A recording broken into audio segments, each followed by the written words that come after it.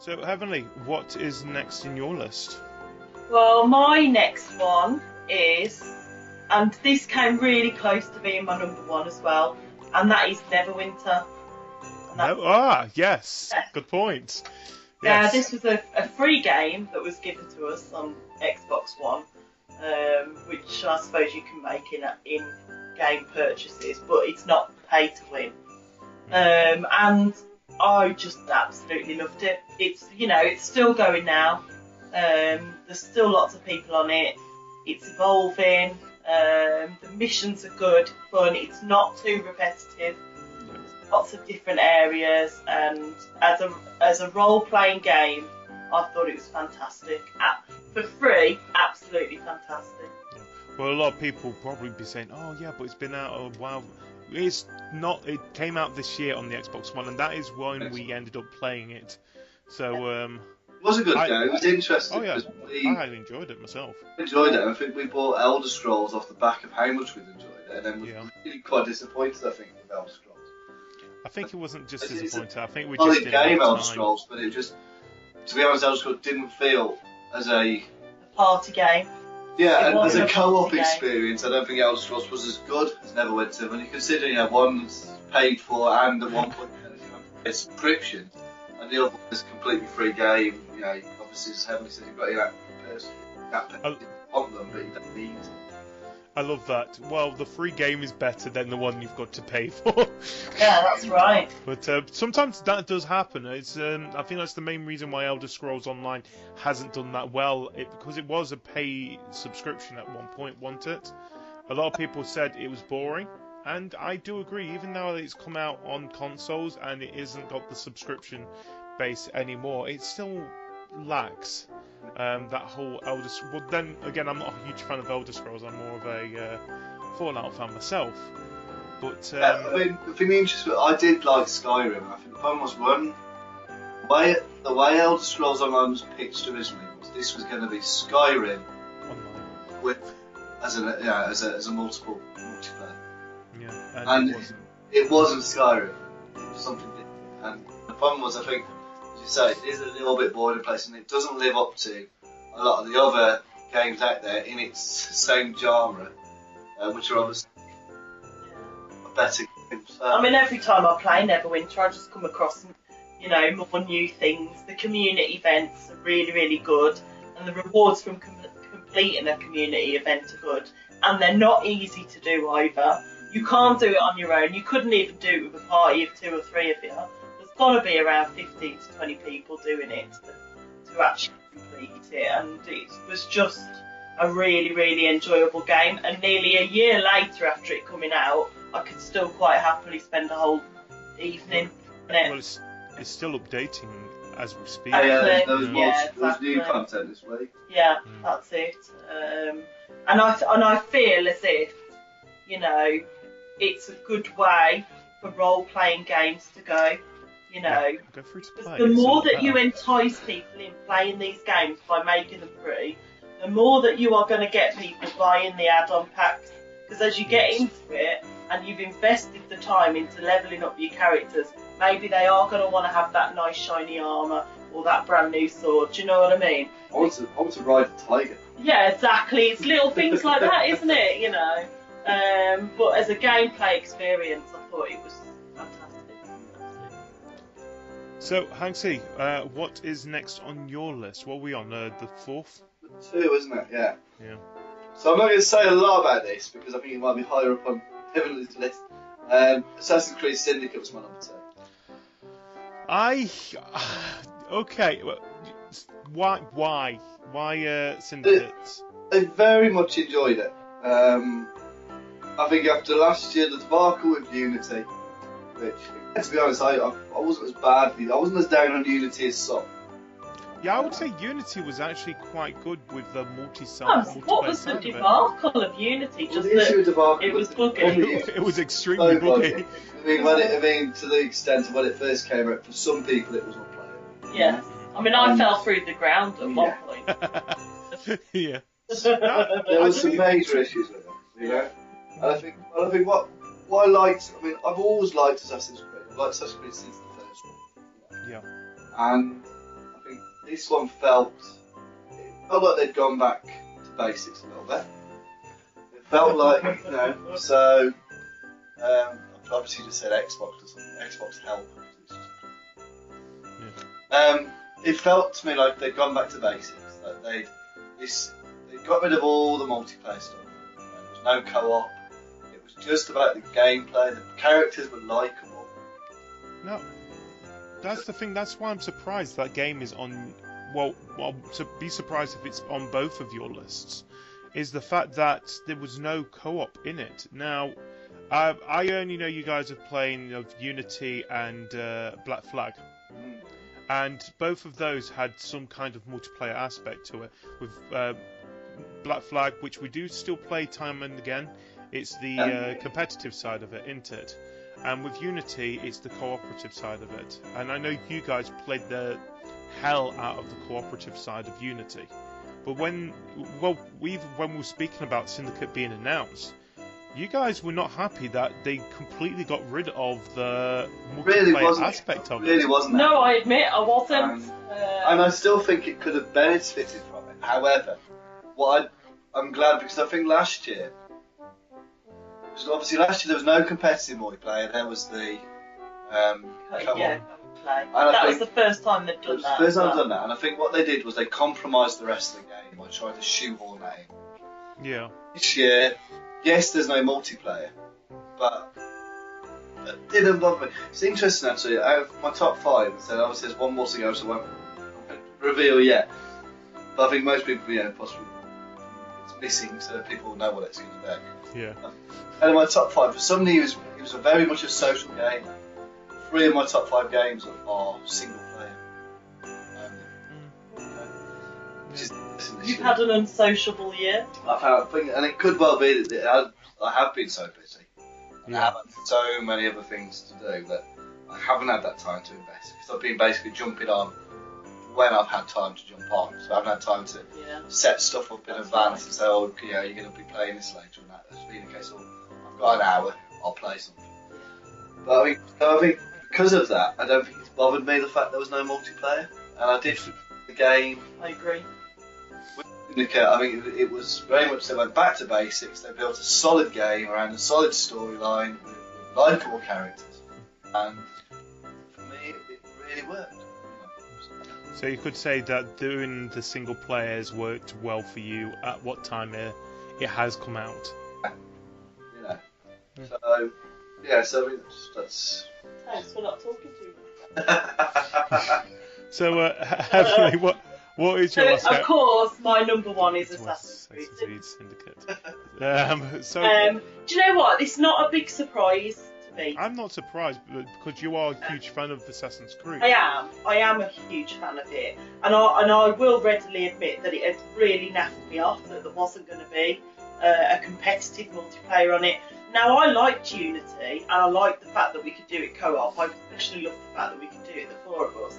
However, I absolutely adored it when they introduced competitive multiplayer on that, because for the first time I was actually good at a multiplayer, a competitive multiplayer that didn't involve, first-person shoot-em-ups. So yeah, I was gutted about that. And when I first put it in, I wasn't sure how I was going to feel about it. But I think, as Hanksy says, it was a very, very, very good storyline. There were some new bits and pieces introduced in it that we hadn't seen before. I like the fact that you can switch characters, you can develop them the way you wanted, although ultimately you end up with them pretty much having the same set of skills apart from 3 special for each character. You had a favourite as well, so I preferred playing as Evie. Hanksy preferred playing as Jacob, didn't you? Yeah, I've obviously preferred playing as Evie myself. But also as well, you couldn't concentrate on one character because you needed to swap between them for missions. Yeah.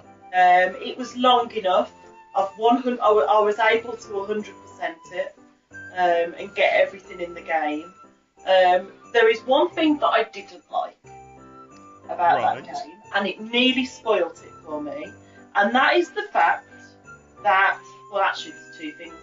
Number 1. That's number 2. I might do. I'm talking myself out of it. But why have Ubisoft now just created Ubisoft Club? Know what I mean? Because they wanted something to replace Uplay. Because I know. they had to replace like, Uplay. they've just changed the name. There's nothing different. So that's the first thing. That's the first thing. Ubisoft, please get rid of that stupid company. No. And then the other thing, which I forgot what the other thing was. You just want to pick on Uplay again, don't you? Oh, I know what it was, and this is a Ubisoft thing as well, and that is that you weren't able to buy all of the maps. Now, this has particularly pissed me off, right? I don't know if anybody else would have noticed this. You can get Secrets of London in it, which is like the music boxes. Yeah. And then, what's the other thing that you can get? I think it's not flowers. It's something else as well. But anyway, if you want those maps, you've got to buy them with Helix credits. And of course, That is shit. Helix credits are brought through the store unless you're lucky enough to come over a community Helix credit. And that annoyed me because I've had to then go online to find out where all of these things are kept. Because there's no way that I'm putting money in the pocket of Ubisoft when I've already brought a game. And that is the first Assassin's Creed game to do. You've always been able to buy all the maps before. So that did slightly annoy me. Thankfully for them, the game itself was good enough. We here at Crave Your Game, we do have problems with Ubisoft. Many problems. We have picked on Ubisoft a lot this past year. You know what, we do pick on Ubisoft, however we do make some always great play games, that's the thing. You know, and enjoy them, and yeah, we grow them. And I will take us all back to E3 this year when I think the majority of us agreed that the best press conference out of all of them was the Ubisoft one, because they had the most games that we wanted to play. Yeah. Well, it's like they've You got look the to the Division future coming out when as you well. do look at things like the Division, Rainbow Far Six Cry. Siege, Far Cry, all these games, they're games we will be buying and we will be playing, and we'll be whinging about them because they will never be exactly right. Because Yeah, they'll and I make us think- have to buy something that we don't want and we're not happy with it. One thing that I would say as well is there are quite a few games that have come out recently that I've yet to play, which well have made it on my list had I have played them. But I've had to do the list compared to what I've actually played this year. Yeah, that's Although there are things like Rainbow Six Siege and Tomb Raider and some of the other stuff that's come out. The thing is, I always said we wouldn't have included Rainbow Six Siege anyway because of one of the rules saying that we can only have up to November 2015. So, yeah, that. So you could technically add it next year if you end up playing it, but yeah, what we've heard, yeah. So, Hanksy, what is your last game? And I've got a feeling it's some kind of apocalyptic version of the game. It is Lego Jurassic Park. Oh. No, actually, it is Fallout 4. Not surprised. It's brilliant. I can't really fault anything on it, really. It's very much enjoyed it. It lived up to the hype. I've spent, I do like the fact that you can spend, and you think, oh, I'll go to bed in 10 minutes, and you think, I'll just have a look around this house, and then 2 hours later, coming back out the house, because there's just that much in it. It's just a really, really good game, as we expected it would be. Yeah. Believed it would be. Well, looking back at the other top fives, Fallout 4 has been mentioned in pretty much most of them. I think there's only been two of them which haven't mentioned Fallout 4, which is Heavenly and I think it was Billy. Which... I love it. I mean, and it does change the way you play games completely, doesn't it? Because normally you're just going around.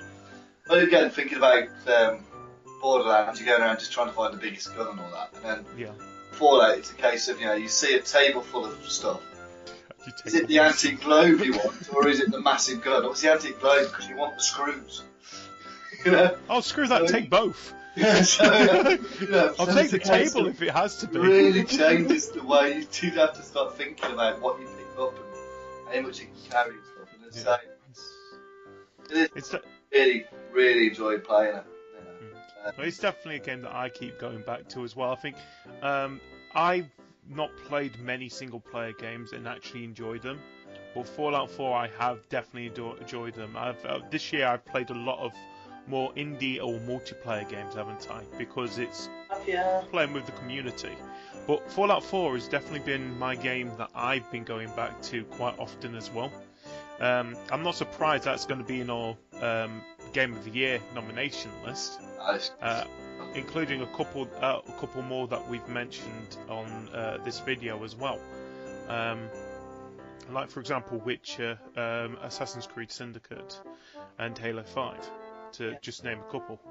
But yeah, Fallout 4, I think it was more to the fact they did the best thing they could do this year, Bethesda, where they announced the date 2 weeks afterwards, and then released it all in the same year. It's an odd thing to think, isn't it, this day and age, in the way that games are so massively overhyped and trailed. This time last year, we didn't even know that Fallout 4 existed.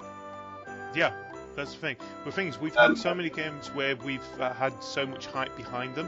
When you think about some of the games out there, like No Man's Skies and stuff, the amount of hype around these games, and we've got well, The Division is a classic example. Well, The Division looks like it's going to come in. When is that now? Is it March now? Well, I think the best example of them all, Watch Dogs. Yeah. That had so much hype for about 2 years, and then when it came out, nothing. And I think you're right. You know, with Halo, with Fable, it was a case of it all happened very, very quickly.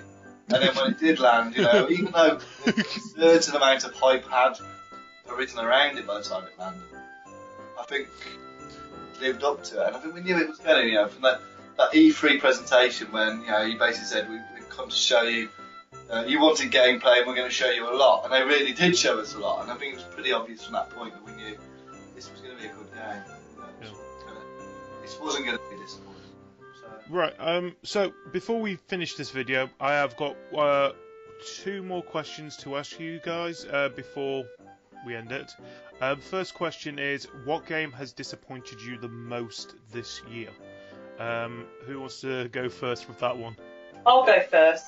Go ahead. The game that's disappointed me the most is Elder Scrolls.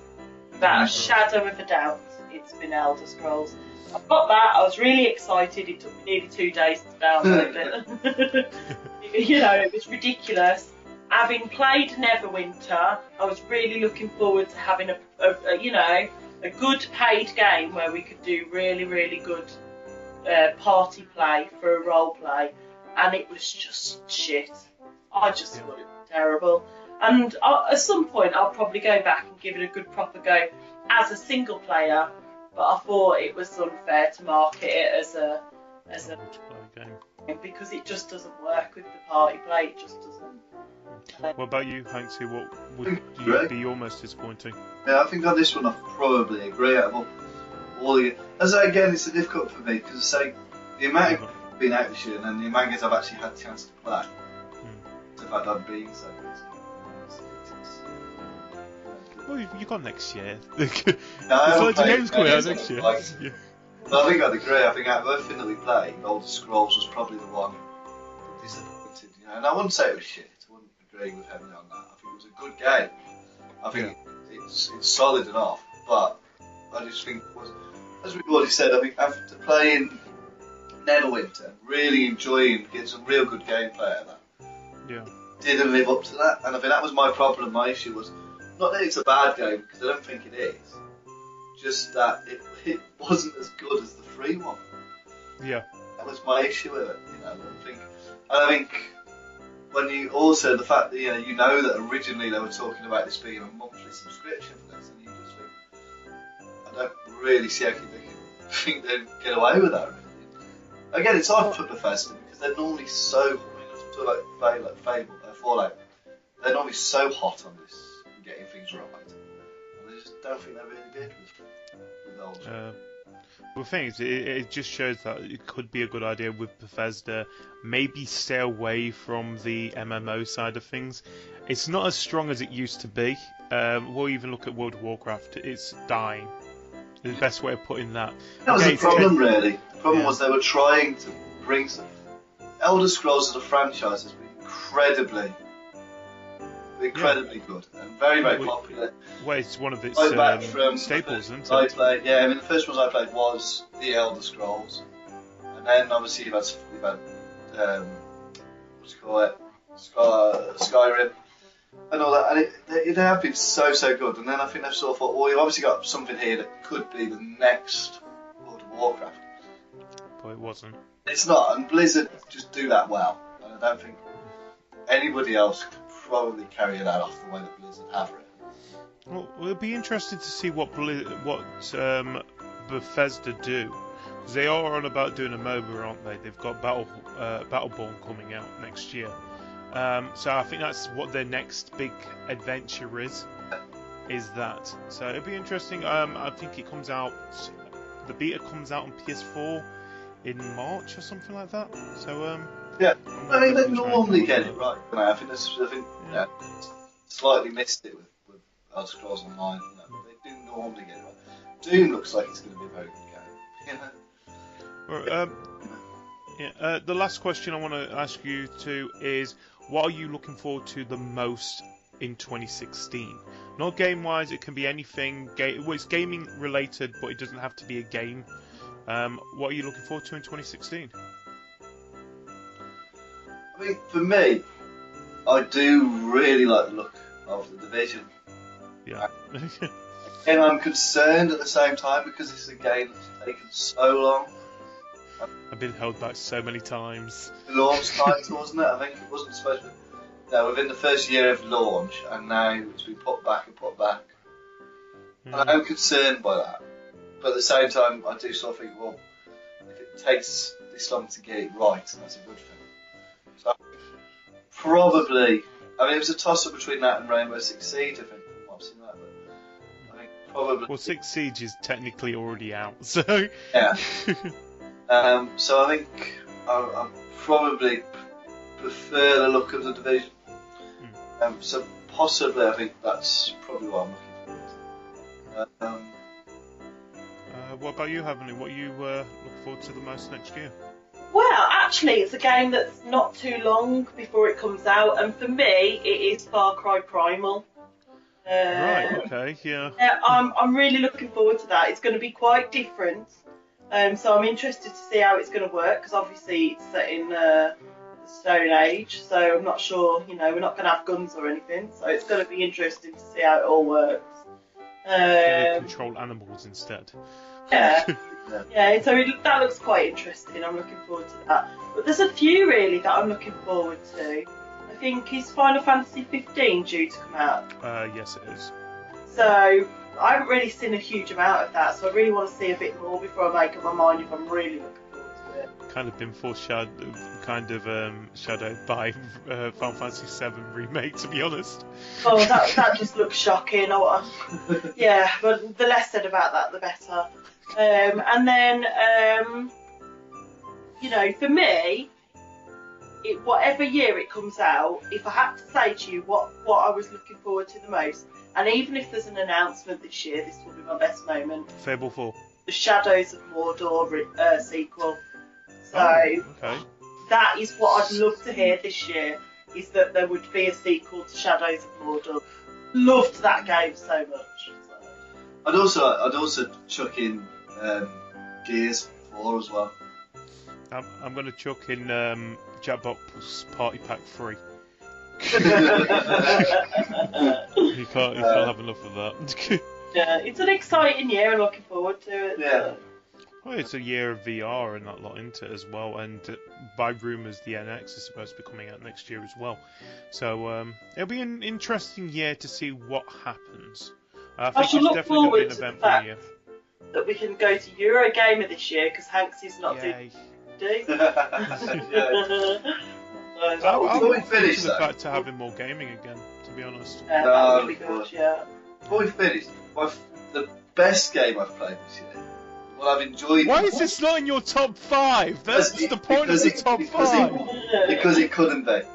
Okay? Because this didn't come out this year. Came out on the as long as you played it this year. My understanding is it had to be. My favourite game I played is Valiant Hearts. Right, yeah, okay, continue. Very simple game, but I just really, really enjoyed it. It was charming. It was well put together. I mean, hats off against Ubisoft, to be fair, on this one. Yeah. Allowing that game to be made. I don't know. It's definitely a game that I do recommend people play. It's a great story, and it is very educational as well at the same time. Is it World War One? Yeah, it is. Yeah. And I really enjoyed it. Really enjoyed it. But obviously, it didn't come out. It's a couple of years old now, isn't it? Really? I mean, It was last year. it was last year. It came out free on the PlayStation last year. No, it came out last year. Yeah, but it came out on It came out free this year. PlayStation Plus game last year for play, wasn't it? And this year it's been an Xbox Gold game at one point. Yeah. I would say you could have added that to your top 5 as long as I you know. played it this year for the first time. But yeah. See. Anyway, thank you, Heavenly. Thank you, Hanksy, for joining me and sharing your top 5 games for 2015. Thank you for asking. Yeah, thank No you. problem. Merry Christmas and Happy New Year to you both as well. And Merry Christmas and Happy New Year to everyone listening. Merry Christmas! Yes, stay tuned for more videos coming out on the Crev Your Game channel. We've got a couple of random stuff coming out, including the CTG Christmas podcast and the New Year's podcast, which have been pre-recorded. I'm going to be honest, they're great. So, until then, thank you and goodbye. Bye. Did it? Yeah. Alright. Yeah, so I think that's... Oh, but no, it came out on Games with Gold on 360. That's when we first started playing it. Yeah. I remember. But, Yes. why Terraria? Why That Terraria? word. Why Yeah. Terraria? Yeah. Because if it wasn't for Minecraft, Yeah. I wouldn't like this game so much. But because of Minecraft, I do like this game so much, and because of childhood, I like this game as well. Because wait for it. Don't give me that face.